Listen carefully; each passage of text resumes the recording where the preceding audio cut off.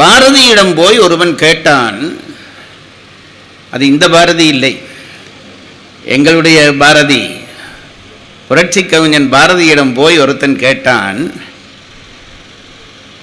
இந்த தமிழ்நாடு உன்னுடைய நாடு உன்னுடைய நாடு என்று ஏதோ பெருமை கொள்கிறாயே, பாராட்டுகிறாயே, இந்த நாடு உன்னுடைய நாடு என்பதற்கு எது சான்று என்று கேட்டான். ஒன்றை சொன்னால் அதற்கான சான்று காட்ட வேண்டும் அல்லவா? தமிழ்நாடு உன்னுடைய நாடு, பெருமைக்குரிய நாடு, உன்னுடைய நாடு என்று சொல்கிறாயே, இது உன்னுடைய நாடு என்பதற்கு என்ன சான்று என்று கேட்டான். நாங்களானால் என்ன பதில் சொல்லியிருப்போம்? இது தமிழ்நாடு என்பதற்கு என்ன சான்று என்று கேட்டால், இது ராஜராஜ சோழன் ஆண்டான், அல்லது கீழடியிலே கிடைத்த கல்வெட்டுகளிலே இது தமிழர்கள் வாழ்ந்த நாடு என்று தெரிகிறது. இப்படி அறிவுபூர்வமான சான்றுகளைத்தான் நாங்கள் சொல்லியிருப்போம். பாரதியை கேட்டவுடனே அவன் கவிஞன் அல்லவா, இந்த அறிவுபூர்வமான விஷயத்தை எல்லாம் தூக்கி போட்டான். தொல்காப்பியர் வாழ்ந்தார், திருவள்ளுவர் வாழ்ந்தார், இதெல்லாம் தூக்கி ஒரு பக்கம் போட்டான். போட்டுவிட்டு சொன்னான், இந்த மண்ணிலே எனக்கு என்ன உரிமை என்று நீ கேட்கிறாய் அல்லவா, சொல்கிறேன் என்று விட்டு தொடங்கினான். எந்தையும் தாயும் மகிழ்ந்து குழாவி இருந்தது இந்நாடே, இதை எழுதி கொள்ளடா என்றான். எனக்கு இந்த மண்ணிலே என்ன உரிமை என்று கேட்டால், என் தாயும் தந்தையும் இந்த மண்ணிலே வாழ்ந்திருக்கிறார்கள், அதுதான் என்னுடைய முதல் உரிமை என்றான். நான் இந்த பாடை படித்துவிட்டு பாரதியை நினைத்து கும்பிட்டு இருக்கிறேன். இப்படி சொல்ல எவனாலே வரும்? வேறெல்லாம் தூக்கி போட்டு விட்டான். எந்தையும் தாயும் மகிழ்ந்து குழாவி, அதுவும் பாருங்க, மகிழ்ந்து குழாவி. எந்தையும் தாயும் வாழ்ந்தது மின்னாடே அல்ல. என் தாய் அழகான ஒரு இளம் பெண்ணாக இந்த வீதி வழியாகத்தான் போயிருப்பாள். என் தந்தை ஒரு இளைய காளையாக அந்த மூலையிலே இருந்து அவள் அழகை ரசித்திருப்பான். அடுத்த நாள் வருகிற பொழுது அவன் ஏதாவது சீண்டி இருப்பான். என் தாய் கோபத்தோடு முகத்தை திருப்பிக் கொண்டு, பொய்க்கோபத்தோடு முகத்தை திருப்பிக் கொண்டு இந்த வீதி வழியாகத்தான் போயிருப்பாள். இவர்கள் ரெண்டு பேரும் பார்த்துக் கொள்கிறார்கள் என்று தெரிந்து என் பாட்டன் அந்த புளிய மரத்துக்கு பக்கத்திலே இருந்துதான் காவல் இருந்திருப்பான். இப்படி அடுக்கடுக்காக எண்ணங்களை அப்படியே கொண்டு போகிறான் பாரதி. அது நினைப்பு வந்தோடனே சொல்லுகிறான், எனக்கு இந்த மண் தானடா என் மண், என் தாயும் தந்தையும் வாழ்ந்த மண். நம்முடைய சமயத்திலே சொல்வார்கள், இறைவன் மாயையிலே இருந்து உலகங்கள் தங்களுடைய கண்மத்தை நீக்குவதற்காக தனு கரண புவன போகங்களை கொடுக்கிறான் என்று நம் சமயம் சொல்கிறது. தங்களுடைய வினையை தீர்ப்பதற்காக இந்த உலகத்திற்கு இந்த உயிர்கள் வருகின்றன. அப்படி உயிர்கள் வருகிற பொழுது அந்த வினையை தீர்ப்பதற்காக மாயையிலே இருந்து இறைவன் 4 விஷயத்தை கொடுக்கிறான். தனு கரண புவன போகம். தனு என்றால் இந்த உடம்பு, கரணம் என்றால் அதிலே பொருத்தி இருக்கிற கருவிகள், மெய்வாய் கண்மூக்கு செவி போன்ற கருவிகள். அடுத்தது தனு கரண புவனம், நான் வாழ்வதற்கான இடம் புவனம். பிறகு அந்த இடத்திலே நான் பெறுகிற அனுபவம், அது போகம். அதுதான் தனு கரண புவன போகம். நான் சொல்கிறேன் பாருங்கள், இதை நீங்கள் ஏற்றுக்கொள்ளுங்கள், விடுங்கள், அது வேறு விஷயம். எனக்கான ஒரு இடத்தை தீர்மானித்து விட்டுத்தான் இறைவன் என்னை அனுப்பி வைக்கிறான், மறந்து போகாதீர்கள். இதுதான் நீ வாழ வேண்டிய மண், இதுதான் உனக்குரிய புவனம், இங்கு கிடைப்பதுதான் உனக்குரிய போகம். இந்த போகத்தை பெறுவதற்குத்தான் உனக்கு தனு கரணம் தரப்பட்டிருக்கிறது என்று இறைவன் ஒரு உயிரை அனுப்புகிற பொழுதே அதை தீர்மானித்து அனுப்புகிறான். ஆனால் நாங்கள் என்ன செய்து விடுகிறோம்? இன்றைய உலகம் பொருளுலகமாக மாறிவிட்டபடியால் இந்த பொருள் நோக்கிய பயணம் எங்களுக்கு வேகமாகிவிட்டது. நான் எல்லா தமிழர்களையும் சொல்லுகிறேன், வேகமாகிவிட்ட காரணத்தினாலே எங்கு பொருள் அதிகம் கிடைக்கிறதோ அங்கு வாழ்வதுதான் போகம் என்று நினைத்து கொண்டு ஓடித் திரிகிறார்கள். ஆனால் அது உண்மை இல்லை. பொருளால் மட்டும் போகம் வரும் என்றால் எல்லா பணக்காரர்களும் சந்தோஷமாக இருக்க வேண்டும். ஆனால் அப்படி இல்லை. ஆலயங்களிலே போய் பார்த்தால் ஏழை அடியார்களை எல்லாம் ஒதுக்கி தள்ளிவிட்டு பணக்காரர்கள் தான் முன்னே போய் நின்று கும்பிட்டு கொண்டிருக்கிறார்கள். கவலையே இல்லாவிட்டால் அவர்கள் ஏன் கும்பிட வேண்டும்? பொருள் மட்டும் போகத்தை தராது என்று நம்பிய காரணத்தினாலே தான் நம் பெரியவர்கள் சொன்னார்கள், இந்த உனக்கென்று வகுத்த மண்ணில் வாழ். அப்படி வாழ்வதிலே ஒரு சிறப்புண்டு. இன்றைக்கு நம்முடைய உங்கள் நாட்டில் எப்படியோ எனக்கு தெரியவில்லை, எங்கள் நாட்டிலே எந்த இளைஞனை கேட்டாலும் அவனுடைய வாழ்க்கை லட்சியம் என்பது வேறு ஏதாவது ஒரு வசதி மிக்க நாட்டுக்கு ஓடிவிடுவது என்பதாய்த்தான் இருக்கிறது. அவன் என்ன நினைக்கிறான்? என் நாட்டிலே ஒரு சொத்தும் இல்லை என்று நினைக்கிறான். இது ஒரு ஏழை நாடு என்று நினைக்கிறான். இந்த நாட்டிலே எனக்கு என்ன இருக்கிறது கேட்கிறான். அங்கே போனால் நான் கார் வாங்கலாம், வீடு வாங்கலாம், அந்த பனிக்கு நடுவிலே இருக்கலாம், இப்படி எல்லாம் சொல்லுகிறான், கனவுகள் காணுகிறான். ஆனால் நான் ஒன்றை சொல்கிறேன் பாருங்கள், இந்த நாடு ஏழை நாடு அல்ல. இது என்ன ஒரு முரண்பாடான கருத்து? ஏழை நாடு தானே என்று நீங்கள் சொல்லலாம். நான் சொல்லுகிறேன், நாங்கள் அறிவை பொறுத்த அளவிலே, அனுபவத்தை பொறுத்தளவிலே செல்வர்கள். இதை நாங்கள் தெரிந்து கொள்ளுங்கள். அதனால்தான் பாரதி சொல்லுகிற பொழுது முதல் சொன்னான், எந்தையும் தாயும் மகிழ்ந்து குலாவி இருந்தது இந்நாடே. ஒருத்தர் எழுப்பி கேட்டிருப்பானே, இந்த மாட்டுக்கு தான் அதனுடைய தாய் மாடு தகப்பன் மாடு இந்த ஊர்ல தான் இருந்தது, அதுக்காக இந்த நாடு அந்த மாட்டுக்கு சொந்தமா? டேய், அப்படி இல்லடா, பரம்பரை பரம்பரையாக இருக்கிறோம். அவர் முந்தையர் 1000 ஆண்டுகள் வாழ்ந்து முடிந்ததும் இந்நாடே. அவ்வளவுதானா என்று கேட்டால், எல்லாருக்கும் தான் இந்த மரத்துக்கு கூட அதனுடைய தாய் கண்டு இந்த பக்கத்துல தான் நின்று இருக்கும், அதுக்காக மரத்துக்கு சொந்தமாகுமா? அதுக்குத்தான் பாரதி சொன்னான், வெறும் மரம் போல மாடு போல வாழ்ந்தவர்கள் அல்ல எங்களுடைய மூதாதையர்கள். அவர் சிந்தையில் 1000 எண்ணம் வளர்ந்து சிறந்ததும் இந்நாடே. எத்தனையோ அற்புதமான கருத்துக்களை எல்லாம் நூல் வடிவாக நமக்கு கொட்டி விட்டு போயிருக்கிறார்கள். அவர்கள் சிந்தையில் 1000 எண்ணம் வளர்ந்து சிறந்ததும் இந்நாடே. சொன்னோடனே அவனுக்கு சிலிர்ப்பு வருகிறது. இதை வந்தே மாதரம் வந்தே மாதரம் என்று வணங்கேனோ என்று கும்பிடுகிறான். இன்றைக்கு நம் மண்ணினுடைய பெருமதியை நம் பிள்ளைகள் தெரிந்து கொள்ளவில்லை என்பதுதான் பெரிய குறைபாடு. இந்த மண்ணினுடைய பெருமை என்றால் என்ன? இதுபடி இந்த இதுதானா? இது இல்லை, இதுக்குள்ளே ஐயா சொன்னாரே, இந்த மண்ணுக்குள்ளே ஒவ்வொரு வரலாறு சொன்னாரே, அதுதான் பெருமை. நான் சொல்லுகிறேன், இந்த மண்ணிலே எத்தனை பெரிய புலவர்கள் வாழ்ந்தார்கள். பாரதியை கேட்ட பொழுது சொன்னான், கல்வி சிறந்த தமிழ்நாடு என்றான். சிரித்தான் படித்தவன். என்ன அமெரிக்காவிலே அங்க போயிட்டான் இங்க போயிட்டான், நீ என்ன சொல்லிக் கொண்டிருக்கிறாய்? கல்வி சிறந்த தமிழ்நாடா இந்த நாடு? அடுத்து பாரதி சொன்னான், கல்வி சிறந்த நாடு என்பதற்கு நான் உனக்கு சான்று சொல்லட்டுமா? உயர் கம்பன் பிறந்த தமிழ்நாடு. ஒரு கம்பன் போதுமடா இது கல்வி சிறந்த நாடு என்பதை நிரூபிக்க என்று பேசுகிறான் பாரதி. தமிழர்கள் ரொம்ப பெரியவர்கள், ரொம்ப ஆழமானவர்கள். எங்களிடம் இருக்கிற நூல்கள் மட்டும் சரியான முறையிலே உலகத்திற்கு காட்டப்பட்டால், போக்கஸ் செய்யப்பட்டால், நம்மை விட பெரியவர்கள் இன்றைக்கு உலகத்திலே இல்லை என்பதை நான் உறுதியாக சொல்வேன்.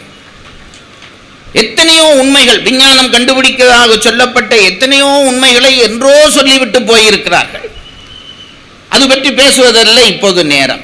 கம்பனை பற்றி ஒரு செய்தி சொல்லுகிறேன். கம்பனுக்கு என்ன பெருமை என்றால், பல பெருமை சொல்லலாம். நான் சும்மா ரொம்ப சாதாரணமாக உங்களுக்கு புரியும்படியா சொல்லுகிறேன்.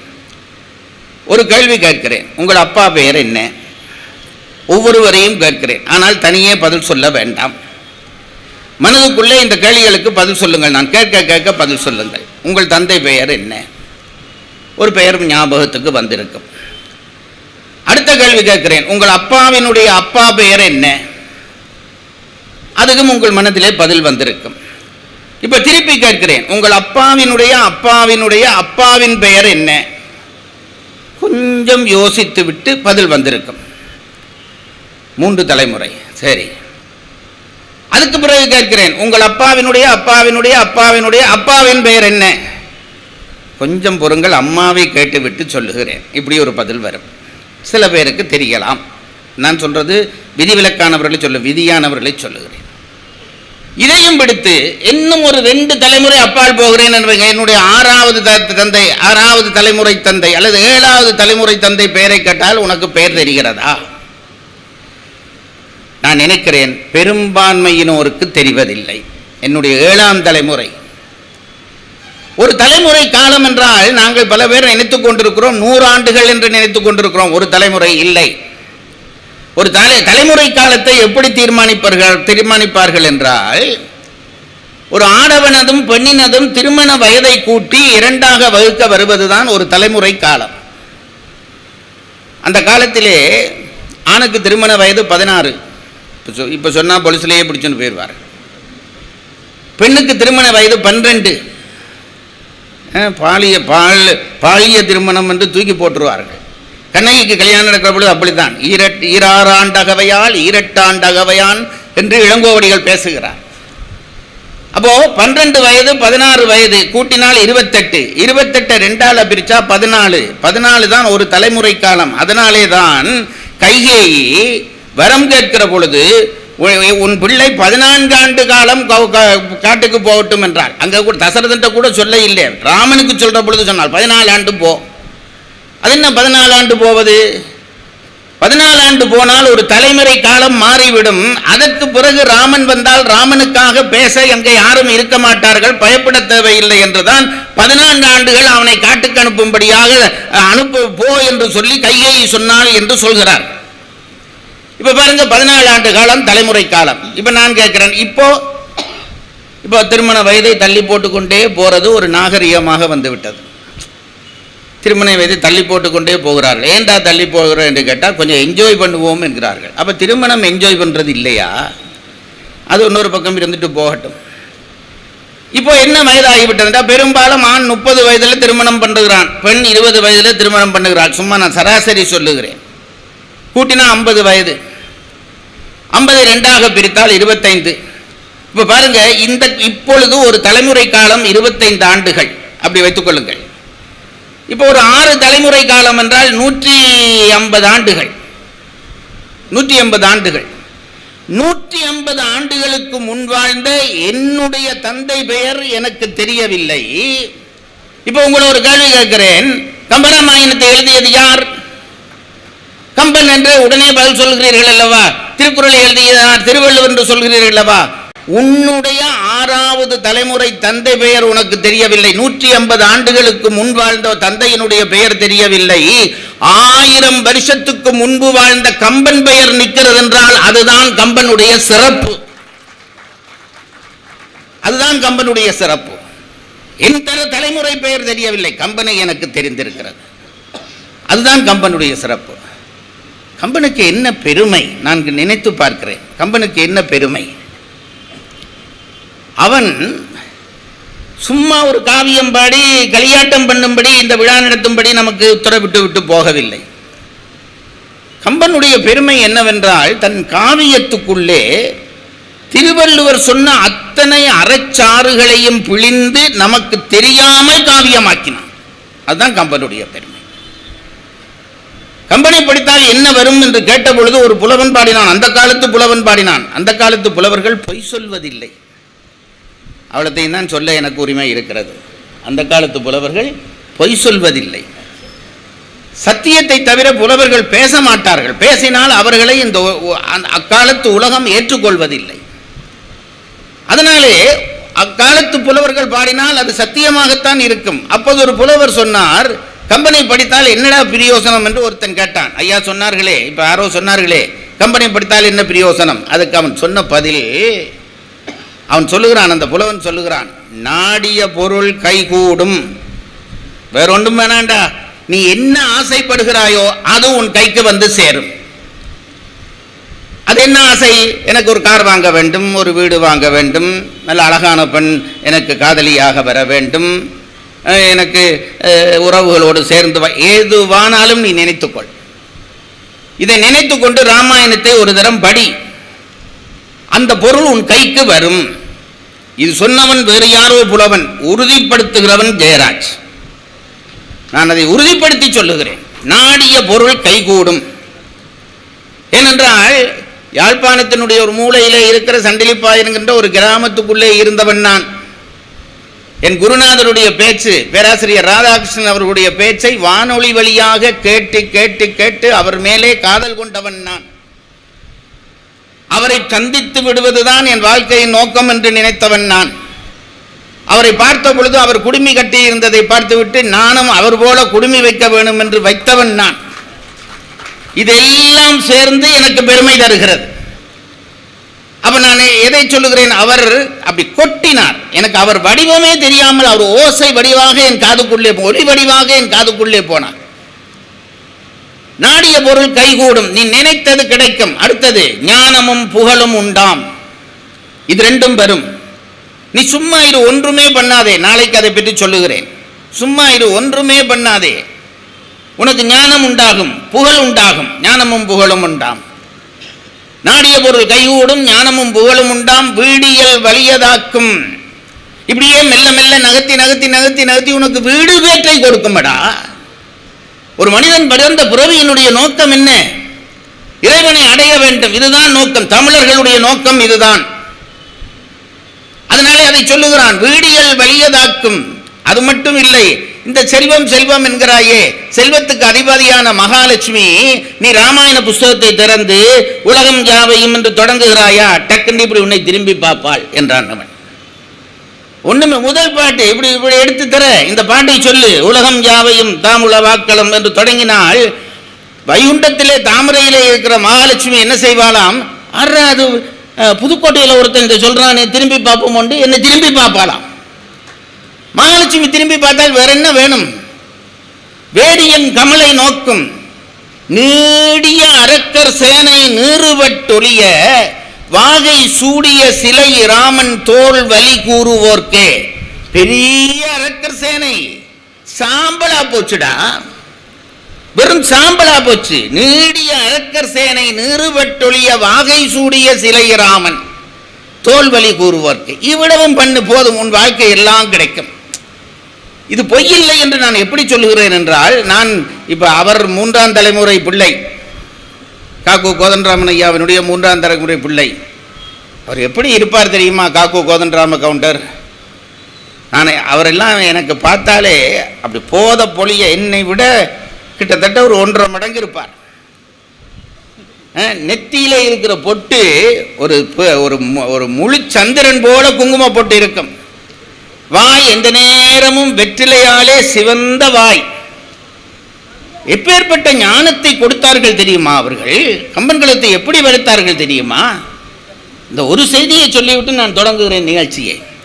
காரைக்குடியிலே முதல் தரம் நான் போகிறேன், கம்பன் விழாவுக்கு போகிறேன். அந்த காலத்திலே காரைக்குடி கம்பன் விழாவிலே பேசுவது என்பது பேச்சாளர்களுக்கு, இந்த விளையாட்டுக்காரருக்கு ஒலிம்பிக்கிலே ஓடுறது போல பேச்சாளர்களுக்கு காரைக்குடியிலே பேசுவது என்பது ஒரு பெரிய பேரு. கம்பனடி பொடி எல்லாரையும் மேடையேற்ற விடமாட்டார். அவர் ஒரு அவரிடம் ஒரு மனத்தராசு இருக்கும். அந்த தராசிலே ஒருத்தன் வெற்றி பெற்றால் தான் அந்த மேடையிலே ஏறலாம். எத்தனையோ பேச்சாளர்கள் அவர்களுக்கு லெட்டர் போடுவார்கள், இந்த ஆண்டாவது என்னை கூப்பிடுங்களேன் கூப்பிடுங்களேன். அந்த லெட்டருக்கெல்லாம் அவர் அசைஞ்சு கொடுக்கிறவர் அல்ல, அப்படியே வச்சிருவார். தக்கவர் என்று தான் நினைத்தால் மேடைக்கு போவார், விடுவார். நிகழ்ச்சி நிரலிலே ஒரு பேச்சாளரை போட்டு தப்பித்தவறி அவர் வராமல் விட்டுவிட்டால் 3 ஆண்டுகளுக்கு பிறகு காரைக்குடியிலே அவர்களுக்கு பேச இடம் கிடையாது. ஒரு ஹிட்லர் மாதிரி தானையா கம்பன் விழாவை நடத்தினார். அப்படிப்பட்ட அந்த மேடையிலே எனக்கு, நான் தச்சையில பார்க்க போனேன். அந்த மேடை நிகழ்ச்சியிலே இந்த பின்னுக்கு ஏதோ சத்தம் போடுறேன். அந்த அந்த மேடை நிகழ்ச்சி பார்க்க போனேன். 81ஆம் ஆண்டு என்று நினைக்கிறேன். அந்த வேடியன் கமலை என்னை நோக்கினாள். அந்த மகாலட்சுமி என்னை பார்த்திருப்பால் போல இருக்கிறது. போட்ட ஒரு பேச்சாளர் அன்றைய நிகழ்ச்சியிலே பேச வரவில்லை. இல்லை, வந்து நிற்கிறார், அழுது கொண்டு நிற்கிறார். நான் பக்கத்தில் இருக்கிறேன். கம்பனடி பொடிக்கு இளைஞர்களாக நாங்கள் வந்துவிட்டோம் என்று, இந்த இலங்கையிலிருந்து வந்துவிட்டோம் என்று எங்கள் மேல் பாசம், அவர் காட்டின பாசம் இவர்கள் எல்லாரிலும் தொற்றிக்கொண்டது. அப்போ அந்த மேடையிலே நான் அவருக்கு பக்கத்தில் உட்கார்ந்திருக்கிறேன். அவர் ஒரு மூலையில உட்கார்ந்திருக்கிறார். இந்த பேச்சாளர் வருகிறார். வந்து ரொம்ப கெஞ்சி கேட்டுக்கொள்கிறார், ஐயா என் பையனுக்கு இன்னைக்கு மோட்டார் சைக்கிள் ஆக்சிடென்ட் ஆயிடுச்சுங்க ஐயா, கால் முறிஞ்சு போச்சு, ஆஸ்பத்திரியிலே இருக்கிறான், நீங்க வராட்டி கோவிப்பீங்க, உங்கள்கிட்ட அனுமதி பெற்று போவதற்காக வந்திருக்கிறேன் என்று கண்ணீர் விட்டார். கம்பனடி பொடியா அதை பார்த்து இறங்கிட்டார். சரி நீ போ என்று அவர் அனுப்பிட்டார். அனுப்பிட்டு என்ன திரும்பி பார்த்தார். அதுதான் நான் சொன்னேன், வேரியன் கமலை நோக்குவது.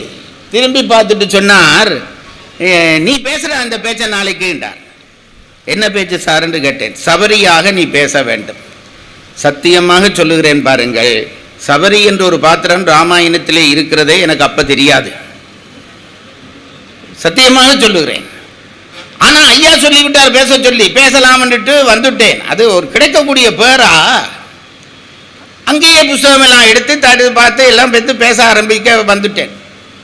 அங்கே நான் பேசுகிற பொழுது அது 2ஆம் மேடையிலே நான் பேசுகிற பொழுது அது 2வதிலே நான் இளங்கினி என்ற பாத்திரமாக நான் பேச வேண்டும். பேசுகிற பொழுது நான் ஒரு குசும்புத்தனம் பண்ணினேன். என்னென்றால், இளங்கினி என்பவள் இலங்கைக்கு காவல் தெய்வம், இலங்கையினுடைய காவல் தெய்வம். அந்த காவல் தெய்வம் அனுமன் இலங்கைக்குள்ளே வந்தோடனே தடுக்கிறது, உன்னை உள்ளே விட மாட்டேன் என்கிறது. அனுமன் இல்லை, நான் போக வேணும் என்கிறான். அப்படியானால் உனக்கும் எனக்கும் ஒரு போட்டி, நான் உனக்கு ஒரு அடி அடிப்பேன், நீ எனக்கு ஒரு அடி, யார் தோற்று போகிறோமோ அவர்கள் விட்டு கொடுப்பது என்று முடிவாகி அடிக்கிறார்கள். அனுமன் அடியிலே இளங்கினி தளர்ந்து போகிறாள். அப்போ ஒரு வார்த்தை சொல்லி விட்டு போகிறாள், இனி இந்த இலங்கை வீழப் போகிறது. அவள் அன்றைக்கு சொன்னது இன்றைக்கு வரையும் தப்பினபாடு இல்லை. அறம் வெல்லும் பாவம் தோற்கும் என்று சொல்லிவிட்டு போனால், ஒரு பெரிய வசனத்தை ஒரு காவல் தெய்வம் வாயால சொல்ல வச்சான் கம்பன். இதை மட்டும்தான் நான் பார்த்தேன். பார்த்துட்டு அங்க போய் என்ன பேசினேன், இந்த அனுமன் முதல் நீ யார் என்று இளங்கினி கேட்ட பொழுது நான் ராமதூதன் என்று அனுமன் சொல்லவில்லை, நான் இந்த இலங்கையை பார்க்க வந்தேன் என்று தான் சொன்னான். அதற்கு பிறகு இளங்கினி அடம்பெல்லும் பாவம் தோற்கும் என்றெல்லாம் சொல்லி போய்விட்ட பிறகு ராவணன் கேட்ட பொழுது நான் ராமதூதன் என்கிறான். இதில் வச்சு நான் ஒரு குசும்பு பண்ண நினைச்சு, அனுமனுக்கே அறத்தின் மீது நம்பிக்கை இருக்கவில்லை, இளங்கினியாகிய நான் சொன்ன பிறகுதான் அனுமனுக்கு நம்பிக்கை வந்து ராவணனிடம் நான் ராமதூதன் என்று சொல்லுகிற துணிவு பிறந்தது என்று பேசிவிட்டேன். ஒரு கைதட்டும் கொடுத்தார்கள் சபையில் இருந்தவர்கள். எனக்கு ரொம்ப சந்தோஷம். வந்து உட்கார்ந்து விட்டேன். உட்கார்ந்தால் திடீரென்று முதுகிலே ஏதோ வந்து விழுந்தது. என்னென்று திரும்பி பார்த்தால் ஒரு 50 பைசா என் முதுகில் யாரோ எறிஞ்சிருக்கிறார்கள். திரும்பி பார்த்தால் அந்த பக்கத்திலே என் குருநாதரும் கோதண்டராம கவுண்டரும் உட்கார்ந்திருக்கிறார்கள். திரும்பி பார்த்தேன், இப்படி வா என்று கூப்பிட்டார்கள். எனக்கு அங்கேயும் ஒரு பாராட்டு கிடைக்க போகிறது என்று ஒரு நப்பாசை. எழும்பி போனேன். இப்படி உட்கார் என்றார்கள். ஆறு கவுண்டர் உட்கார் என்றார். உட்கார்ந்தேன். இங்கே வா. அப்போ இளங்கினி சொல்லாவிட்டால் அனுமனுக்கு அறத்தின் மேலே நம்பிக்கை இல்லையா, அது எப்படி நீ சொல்லலாம் என்று கேட்டார். எனக்கு அப்போதான் தெரிஞ்சது என்னை திட்ட கூப்பிட்டு இருக்கிறார் என்று. சொல்லிவிட்டு அவர் ஒரு வார்த்தை சொன்னார், ஒரு பாத்திரத்தை உயர்த்துவதற்காக இன்னொரு பாத்திரத்தை தாழ்த்த நினைக்காதே என்று புத்தி சொல்லி போனார். அப்படிப்பட்டவர்கள் வளர்த்த கழகங்கள் தான் இந்த கம்பன் கழகங்கள். இன்றைக்கு அந்த நிலை மாறிவிட்டது. இன்றைக்கு யாரும் யாருக்கும் புத்தி சொல்ல முடியாது. சொன்னால் புத்தி சொன்னவர் போச்சு. புத்தி சொல்லுகிறவர்களும் தர்மத்தோடு நடுநிலை நின்று புத்தி சொல்லுகிறவர்களும் இல்லாமல் போய்விட்டார்கள். கம்பனை படிப்பது என்பது ஒரு தவம். கம்பனை படிப்பது என்பது இந்த நாட்டுக்கு நாம் செய்கிற ஒரு பெரிய கொடை. என்ன கொடை என்றால், கம்ப ராமாயணம் வாழ்ந்தால் இந்த மண்ணிலே அறம் வாழும். ஒரு பெரிய ஒரு நகை, என்னுடைய பாட்டி பாவித்த நகை என்று வையுங்கள், ஒரு பெரிய நகை, ஒரு அட்டியல். இந்த நகையை எப்படி நான் பாதுகாத்து என் அடுத்த தலைமுறைக்கு கொடுத்து அவர்கள் அடுத்த தலைமுறைக்கு கொடுத்து கொண்டு வருகிறோம் அல்லவா, அதை விட கோடி மடங்கு பெருமதியான நகைதான் நம்முடைய கம்பராமாயணம். இதை பழுதாகாமல் பாதுகாத்து அடுத்தடுத்த தலைமுறைக்கு கொண்டு போகிற வேலையைத்தான் புதுவை கம்பன் கழகம் செய்கிறது, எங்கள் புதுக்கோட்டை கம்பன் கழகம் செய்கிறது. இவர்களுக்கு இந்த இனம் நன்றியோடு இருக்க வேண்டும் என்பதுதான் என்னுடைய வேண்டுகோள். வெறுமனே நீங்கள் விளையாட்டாக நான் ஏதோ இவர்கள் என்னை அழைத்தார்கள் என்று புகழ்வச்சுக்காக சொல்லுகிறேன் என்று நினைக்காதீர்கள். அந்த பருவம் எல்லாம் நான் கடந்து விட்டேன். யாராவது ஒருவர் இந்த காவியத்தை காப்பாற்ற உங்களால் ஆன கடமை செய்யுங்கள். இந்த மண் அப்பொழுதுதான் தமிழ் மண்ணாக வாழும். ராமாயணம் வேண்டாம் என்கிறார்கள், ராமாயணம் ராமபக்தி வேண்டாம் என்கிறார்கள். அதெல்லாம் ஒரு பக்கம் தூக்கி போடு. தலைமுறை தலைமுறையாக என்னுடைய இனம் பேணி வந்திருக்கிறது. இந்த சொத்தை பேணி வந்திருக்கிறது. வெறும் குப்பை கஞ்சலை பேணி வருவார்களா? அந்த அளவுக்கு தமிழர்கள் என்ன மூடர்களா? நம் மூதாதையர்கள் இத்தனை தலைமுறை, கிட்டத்தட்ட 1000 வருடம் என்று சொல்கிறார்கள் ஆராய்ச்சியாளர்கள். 1000 வருடம் இந்த சொத்தை, அதுவும் ஓலையிலே எழுதப்பட்ட சொத்து, சும்மா அப்படி கீழே வச்சு போயிருந்தாலே கரையான் தின்றிருக்கும். அதை பேணி பாதுகாத்து பாதுகாத்து இந்த தலைமுறை வரை கொண்டு வந்திருக்கிறார்கள் என்றால் தமிழன் என்று ஒரு இனம் உண்டு, தனியே அவருக்கு ஒரு குணம் என்று சொன்னார்களே, அந்த குணம் கம்பனை காக்கிற குணம்தான் என்று நாம் நினைத்து கொள்ள வேண்டும். அந்த பணியை செய்கிற எல்லோரிடமும் நான் சொன்ன அந்த அந்த அந்த காப்பு செய்யுள் எல்லாவற்றையும் கொடுக்கும் என்ற வாழ்த்தை மட்டும் கூறி